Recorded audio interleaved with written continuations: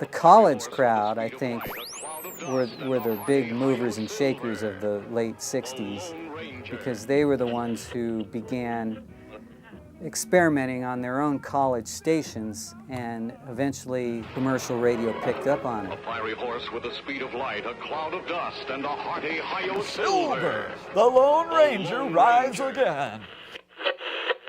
We would shut down the station at midnight at KERS on the campus. Like Paul and I and a couple of other people, we used to, hang out at KERS late at night, and we were able to with the tall antennas that were atop the theater building at Sac State, we were able to listen to KMPX and KPFA. KMPX particularly was doing amazing things. KPFA was just kind of a crazy radio station, still is. We'd have the FM on, and we'd just swing across the band to see what's going on, and we found KMPX in San Francisco. KMPX, I think even before it got to like a full programming thing or something, there was one guy that had a late show. And here's this cat named Larry Miller. KMPX started in 1966 with Larry Miller doing the midnight to 6 shift, playing whatever he felt like playing.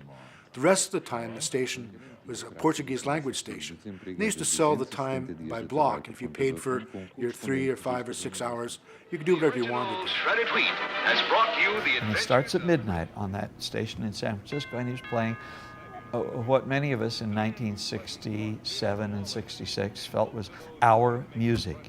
In '68, stations were springing up all over the country, and for some reason they were looking to KSAN and what was left of KMPX, KPPC in Pasadena, which was doing the same stuff. If you look across the country in those days, what were there? Maybe 25 stations or not even that many that you would think of in different cities who were doing some approximation of freeform, because everybody had a slightly different take on what that meant. And the idea of doing music in sets, rather than play a song and talk, but play a set, then stop and do stuff, that had evolved into like 3 20-minute sets an hour. And everybody was doing it that way. There was no playlist, there was no guidelines. It was free form, baby.